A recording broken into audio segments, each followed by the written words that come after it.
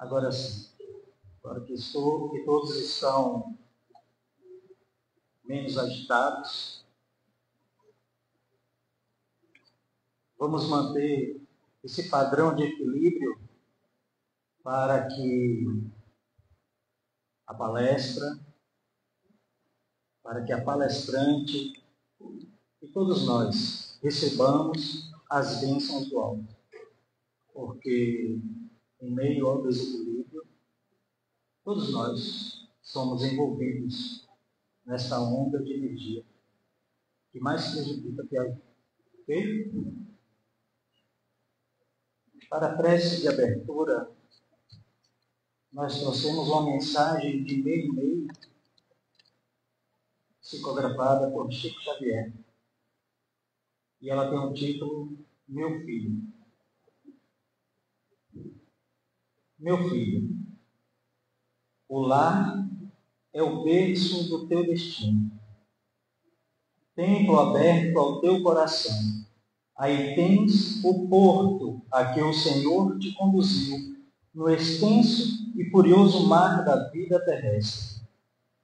Aprende a respirar dentro dele com o respeito e a bondade que a vida nos merece. Haverá, porventura, lição mais comovente que o esforço de teu pai por manter-se robusto? E poderemos, acaso, encontrar mais sublime testemunho de sacrifício e ternura que o carinho de tua mãe, esquecida de si mesma, em favor da tua alegria? Quando a chuva lá fora enlameia a estrada e quando a ventania passa zunindo na altura, já pensaste na bênção do teto que te agasalha? À mesa, quando a sopa fumegante convida a tua fome ao repasto, já refletiste na sublimidade do santuário que te abriga? Quando cansado te acolhes ao leito, já meditaste na doce e misteriosa mão de Deus que te sustenta ao sono? Aprende a honrar a tua casa, no culto da gentileza, enriquecendo-a com o teu serviço constante no terreno e santificando-a com o teu amor. O lar é o primeiro degrau com que o Todo-Poderoso nos induz a escalar o céu. Tua casa é o teu celeste jardim no mundo. Cultiva aí, nesse abençoado recanto de paz e trabalho, as flores do bem, que nunca fenecem. Ajuda-o na preservação da tranquilidade e do bem-estar, porque um dia, de fronte preocupada, como agora acontece ao teu pai e à tua mãe, crescido e pensativo, terás um lar diferente, onde entrarás como Senhor, e inclinado sob algum rosto alegre e saltitante como o teu, igualmente dirás: meu filho, meu filho. Então essa é a prece, a mensagem de Nenê, como prece para a noite de hoje. Que todos nós que somos pais e mais também filhos, possamos ter a compreensão de tudo que nos envolve. Só saberemos que é ser pai quando temos os nossos filhos. Para a palestra de hoje,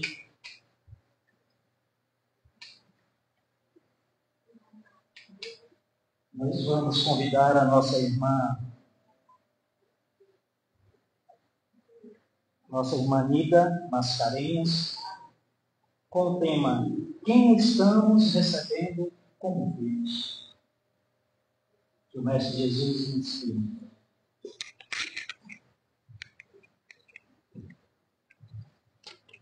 Obrigada.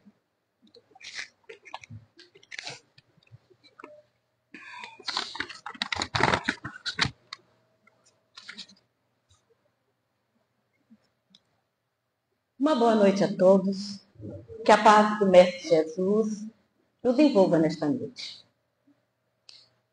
Enquanto aguardamos a chegada de um filho, criamos expectativas, fazemos planos.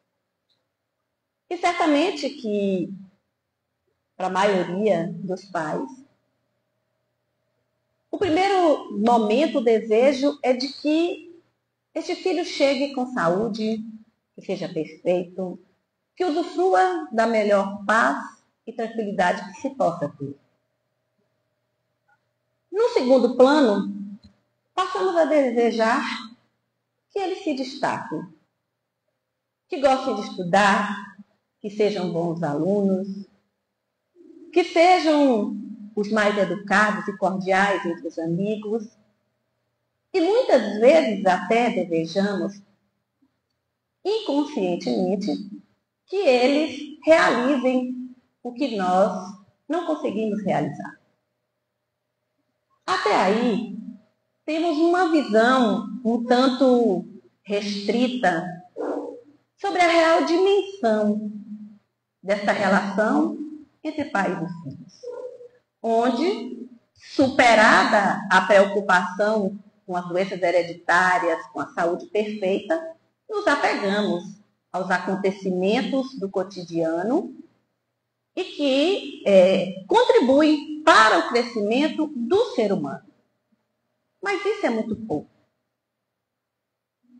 Quando os filhos nascem, ou quando eles chegam em nossas vidas, surgem novas funções que modificam as nossas relações, visando atender a requisitos próprios da maternidade e da paternidade.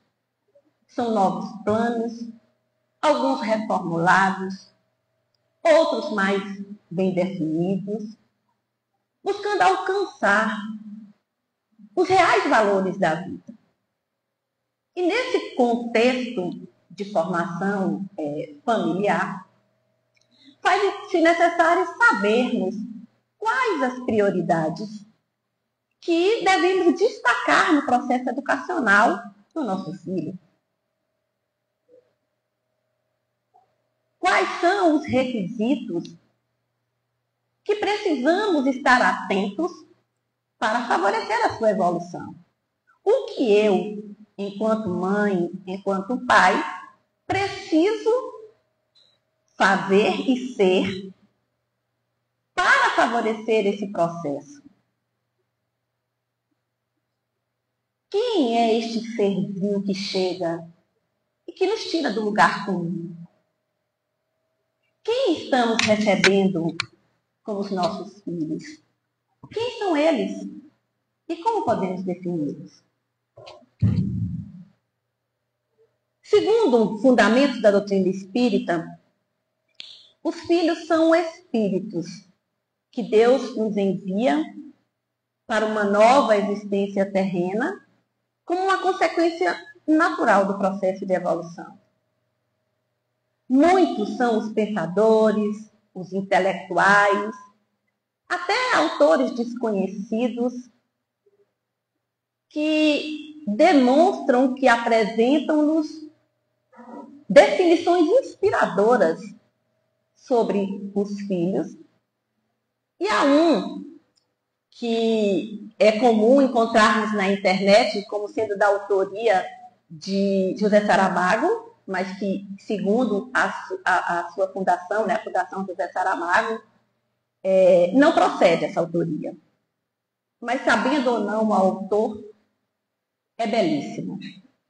E ele nos diz assim: filho é um ser que nos foi emprestado para um curso intensivo de como amar alguém além de nós mesmos, de como mudar os nossos piores defeitos para darmos os melhores exemplos e de aprendermos.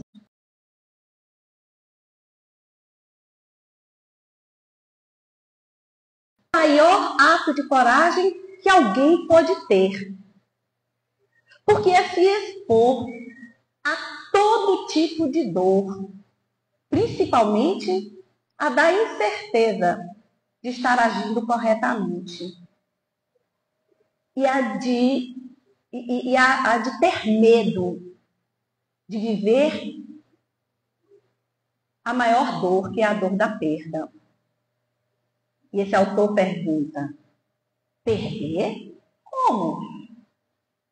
Não são nossos, recordam-se? Foi apenas um empréstimo. Esse poema, ele nos permite fazer belas reflexões fundamentadas na doutrina espírita. Nos permite contextualizar essa relação caracterizada como empréstimo, esclarecendo-nos que filhos são seres milenários, com uma extensa trajetória de reencarnações,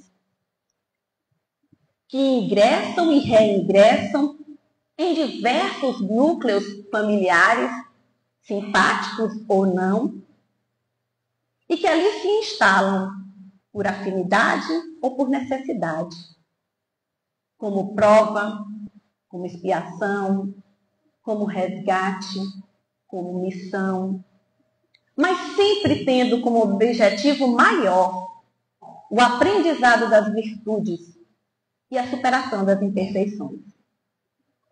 Ainda no campo das definições, como não citar um conceito também inspirador do poeta libanês Khalil Gibran, que registrou em seu livro O Profeta, nos dizendo assim: vossos filhos não são vossos filhos.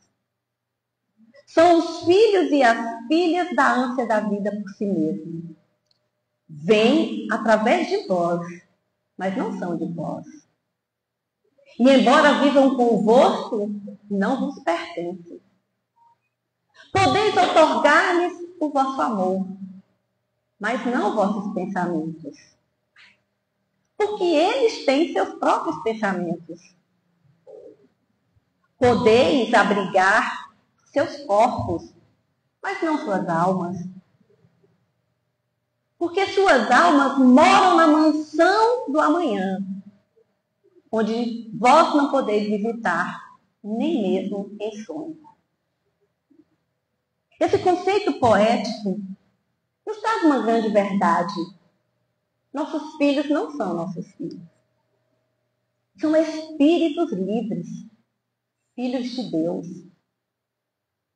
Daí porque é tão difícil, não é tarefa fácil conhecer os nossos filhos.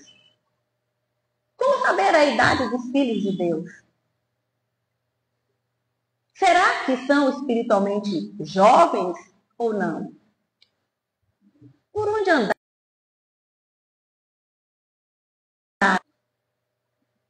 O que sentiram, o que sofreram? O que sabem ou não? Quando vieram viver conosco? Qual a faixa evolutiva dos nossos filhos? Quais vícios e virtudes possuem? O que é necessário que eles aprendam em nossa companhia, na convivência do nosso lar? Que tendências são predominantes no seu caráter, na sua personalidade? E aí a gente vai observar que, certamente, muitos destes questionamentos ficarão sem respostas, mas alguns nos serão desvendados na convivência conosco. Daí, precisamos estar atentos, vigilantes, sensíveis, para podermos identificar as características e as tendências que marcam este espírito que está sob nossa responsabilidade. E é nesse cenário que definiremos as nossas ações. É nesse contexto que definiremos as nossas condutas, que vão dar sentido a nossa tarefa como pais. Muitas vezes é comum a gente encontrar pais, familiares, que se encontram aflitos, que se encontram desesperados, que se encontram descrentes. Tamanhos conflitos familiares, conflitos entre os filhos. E muitos chegam a dizer abertamente que já desistiram e que colocaram os seus filhos nas mãos de Deus. Mas aí tem uma questão. Quem colocou seus filhos nas nossas mãos é que foi Deus. E Ele o fez para que possamos educá-los. Esse é um dever do qual nós não podemos nos esquivar. Como pais, temos uma tarefa muito importante. Nossos filhos são espíritos livres, assim como nós. Possuem a semelhança dos seus pais, mas apenas geneticamente. Porque o que o espírito traz armazenado no seu perispírito é algo totalmente individual. E que não sofre a influência dos seus pais, mas isso se modifica após o nascimento. É o que nos diz a questão 208 do Livro dos Espíritos, quando Kardec ele pergunta à espiritualidade se o espírito do pai não exerce influência sobre o espírito dos filhos. E a espiritualidade lhe responde que exerce uma influência muito grande. Porque os espíritos concorrem para o progresso uns dos outros. Assim, o espírito dos pais tem a missão de desenvolver o espírito dos filhos. E se não o fazem, serão considerados culpados. Dessa forma, não estamos ligados por laços consanguíneos por acaso, por um mero acaso. Há um objetivo maior de aprendizado, de respeito, para estarmos ligados por laços de família, estejamos nós como maridos e esposas, ou como pais e filhos. Em nossa tarefa como pais, temos a responsabilidade de acompanhar, de orientar, de dar o bom exemplo, principalmente nas primeiras idades, onde a criança se encontra bem mais sensível às mudanças, né? Porque desde cedo a criança ela já demonstra as suas tendências negativas, servindo de alerta para que os pais possam intervir, para que os pais possam promover a correção dessas imperfeições e assim fazer as modificações necessárias. A infância é um período muito útil, porque os espíritos, ao reentrarem na vida corpórea, mais frágeis, mais flexíveis, eles se tornam, né, mais acessíveis aos conselhos, às experiências daqueles que têm a missão, que têm a tarefa de encaminhá-los ao progresso. Com o passar do tempo, as crianças tornam-se mais independentes, passam a ter um maior domínio de si mesmo e passam a ter mais consciência, né, dos seus atos e dos seus pensamentos, reduzindo, diminuindo com isso a ação e a interferência do adulto na sua formação. Por volta dos 15 anos, o espírito ele vai gradativamente assumindo a sua individualidade, revelando o seu caráter real em todos os seus aspectos. Se permanecer bom, é porque é um espírito fundamentalmente bom. Mas, se volta às fraquezas morais, é porque ainda é um espírito portador de muitas imperfeições. Ainda assim, independente do que revelam os nossos filhos em cada faixa etária, é necessário que a gente não desista dos nossos filhos. Não podemos permitir que os nossos filhos percam a oportunidade de superar as suas imperfeições.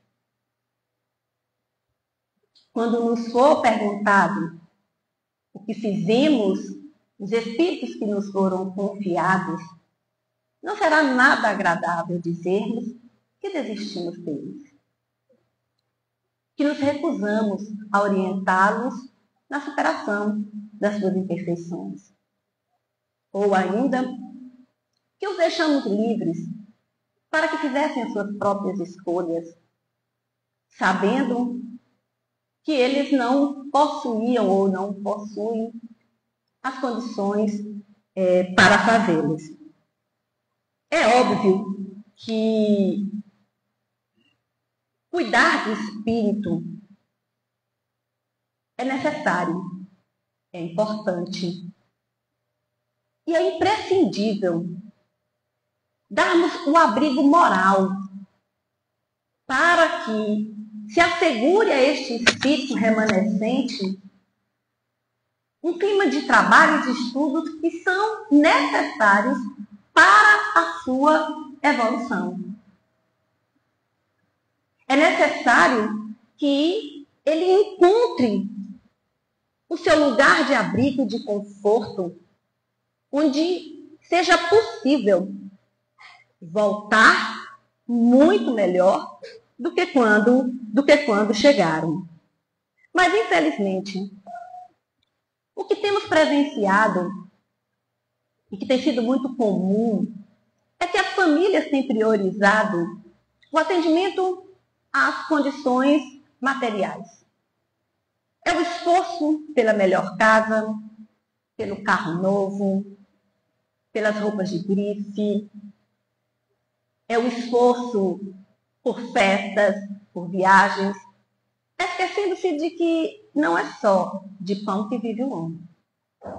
Que além de um frágil corpo físico, há também um espírito imortal, dotado de personalidade e de tendências que podem ser modificados por meio da educação e da atenção e cuidado dos seus pais.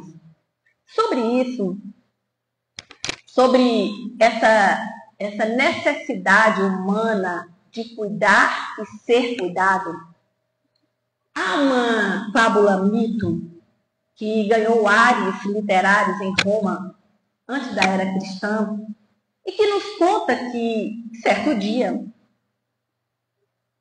quando atravessava um rio, Cuidado, ele viu um pedaço de argila, um pedaço de barro. E logo ele teve uma ideia inspiradora. Ele então pegou um pedaço daquele barro, daquela argila, e começou a moldá-lo, a dar uma forma. Depois de pronto o seu trabalho, enquanto ele observava o que havia feito, apareceu Júpiter, o Senhor do Universo. E então o Cuidado aproveitou e pediu que ele soprasse espírito naquela forma. E Júpiter atendeu de bom grado.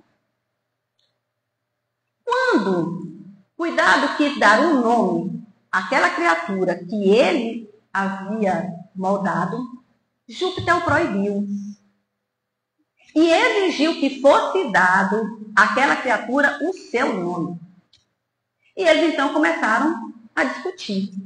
Enquanto discutiam, apareceu a Terra. E ela surge imponente, dizendo que aquela criatura receberia o seu nome.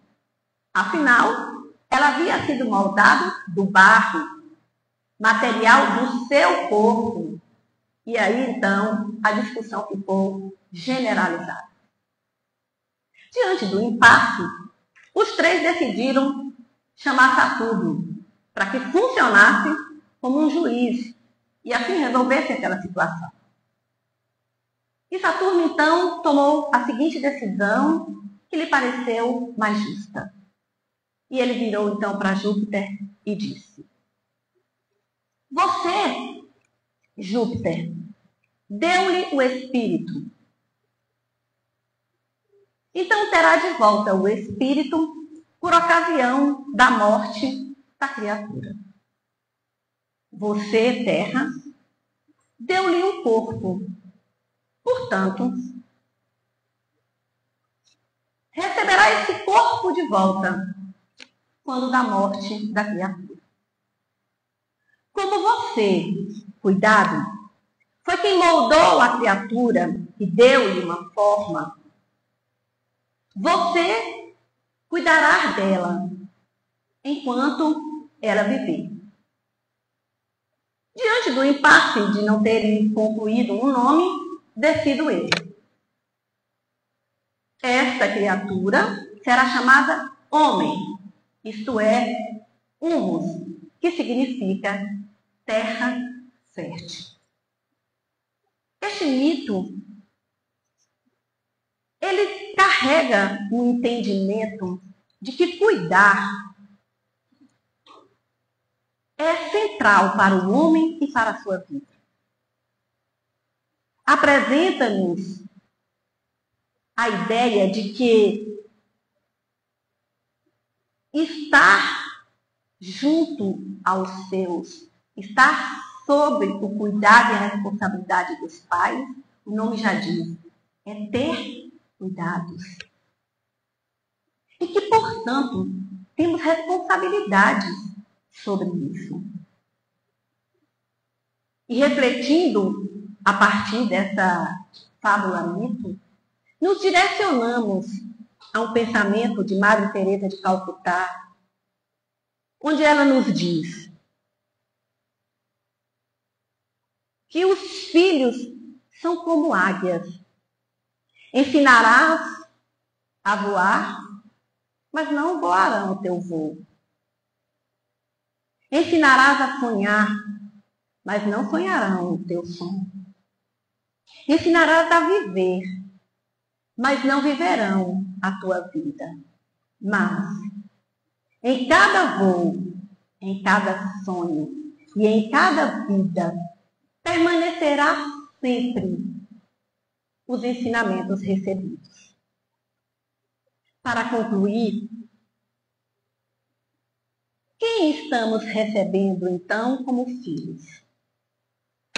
Estamos recebendo espíritos livres, filhos de Deus, seres milenários, que trazem uma bagagem espiritual enorme, resultante de uma extensa trajetória de reencarnações,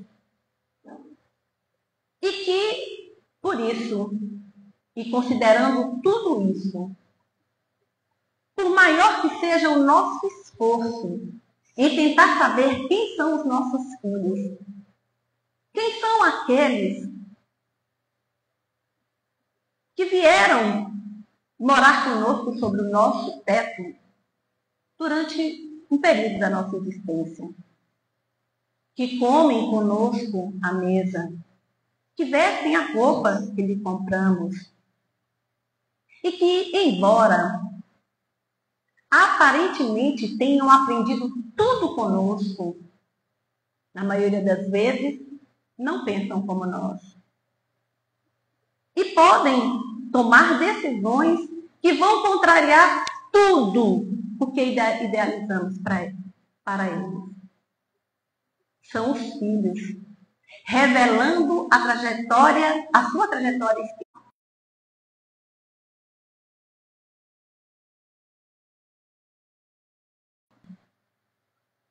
Cuidar, amar, amar e amar.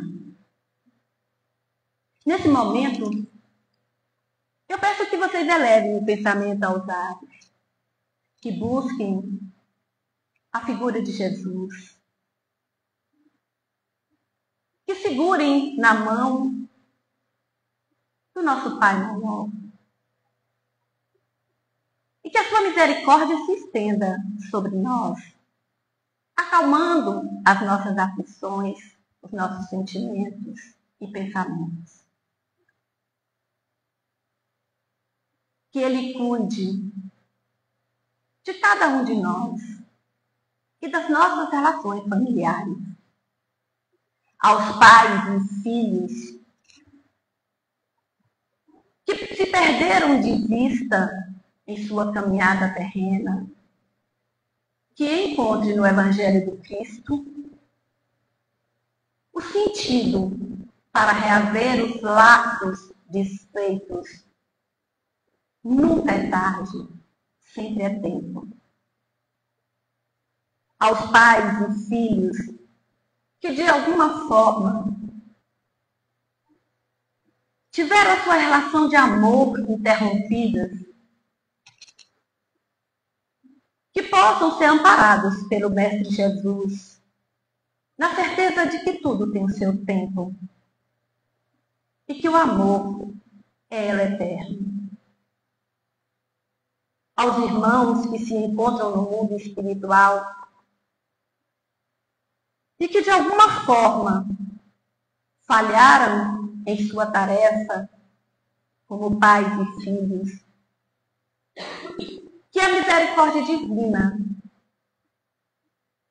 possam consolá-los na sua dor, no seu arrependimento, que possam encontrar a esperança e a coragem para futuros recomeços e que tenham a certeza de que todo caminho pode ser corrigido, tendo o amor como remédio para tudo.